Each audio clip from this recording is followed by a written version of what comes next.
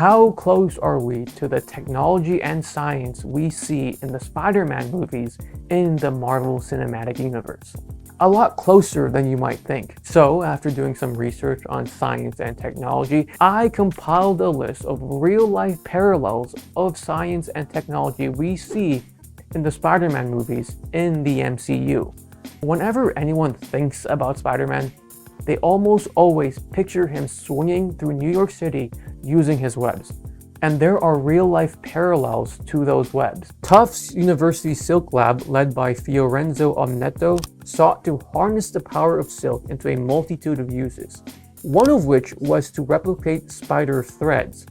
Using moth cocoons, the Silklab was able to make a silk solution similar to that of spiders that can be shot out and can quickly solidify. Once solidified, the silk can attach to objects, picking up items 80 times its weight. Now, this doesn't mean it's close to stopping an elevator from crashing down or keeping a bisected ferry intact. The items they picked up were a cocoon, a steel bolt, a test tube, amongst other things, so you're going to have to temper your expectations. But what if instead of synthetic man-made webs, you wanted what Tobey had in the original Raimi trilogy and can shoot your own webs, free of any type of gadgets? Could someone mutate into a being that is part spider? Meet Freckles, the first ever spider goat. Through genetic engineering, when Freckles was just an embryo, scientists were able to get Freckles to produce spider silk proteins from their milk. This was done by taking genes from a spider and putting it into the DNA of the goats that produces milk. They then had to extract those silk proteins from the milk using a glass rod. Led by Utah State University professor Randy Lewis, there have been many more spider goats since then. Now, could you really turn into Spider-Man using this method? Unfortunately, no, you can't. To turn into Spider-Man, you would need to alter more than just a few cells. You would need to make major adjustments to your entire body. That is just not possible with current gene and DNA modification. Now, let's talk about the suit. In Spider-Man Homecoming, Peter gets a new suit from Stark that comes with a whole list of upgrades, one of which was the artificial intelligence built into the suit, Karen, and eventually Evie, which was introduced in Brand New Day. In Spider-Man Homecoming, we see the suit make x-rays of the entire ferry, including the people. When the ferry was bisected, it was also able to point out all the strongest points for Peter to attach the webs to. So, making an x-ray that can go through multiple walls of thick steel is just impossible. So, how would someone go about doing this in real life? One way I thought of was creating a 3D model of the ferry using pre-existing data. Making models based on pre-existing data is very real. This ferry, named the MV Spirit of America, is based on a real ferry, the Spirit of America. And there is documentation on the ship that Peter's suit could theoretically use to create a model of the ship. Spirit of America is a Molinari-class Staten Island ferry, and there is publicly available technical documents of the ship you can find. Some important information includes there are 5 passenger cabins on 4 decks. There is a vehicle alleyway with a width of 22 feet. What the hull and the superstructure is made of, and how the hull is framed, and how big some important rooms are. For example, we know how big the engine room is, as well as where the ballast tanks are. Using this information, as well as Peter's view of the ship and publicly available pictures of certain parts of the ship, Peter's suit can make a model of the ship. And this isn't too far off what happens in the real world.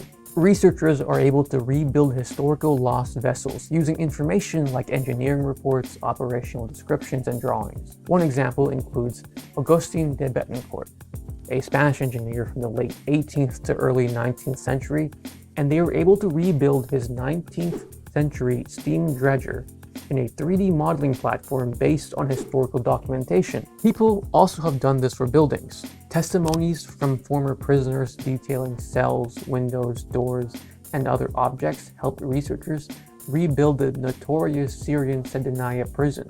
In those previous examples, we saw humans, not an artificial intelligence like Karen, making those models.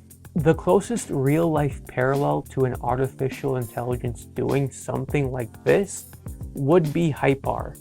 It is able to take plain English descriptions and turn them into 3D models. However, from what I've gathered, it's primarily for early design stages and is expected to be edited by a human. So something like Karen building out an entire reliable model of a fairy is far from reality. But what about seeing humans through walls? Peter's drone and suit was able to pull an X-ray of everyone on board the ferry. Sounds a bit far-fetched, but there is real-life parallels to seeing people through walls. Using radio frequency signals, the MIT Computer Science and Artificial Intelligence Laboratory was able to see if someone is on the other side of a wall and can infer where that person is from information gathered from the radio frequency signals. Researchers from that same lab was also able to measure heart rate and breathing using those same signals. The last tech I wanted to focus on is the nanotech suit that Peter uses in No Way Home. From what I read in the MCU wiki, nanotech is where a bunch of microscopic robots called nanites can be used to do all sorts of things, one of which is to morph into suits. If we boil down what nanotech is, it's a bunch of robots working together to complete a goal. And that can be seen in our real world in swarm robotics. The closest thing to smaller robots like those seen on Peter's suit can be seen in the work done by multiple scientists from the University of Bristol.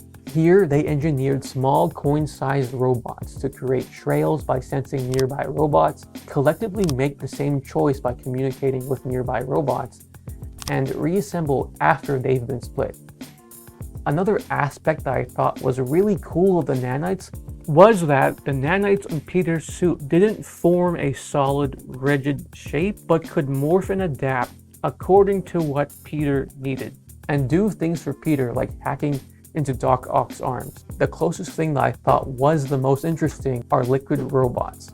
Researchers at Seoul National University were able to create robots that have the fluidity of liquid, but still be able to contort, change shape, and hold onto small items, named particle armored liquid robots, or PBs for short.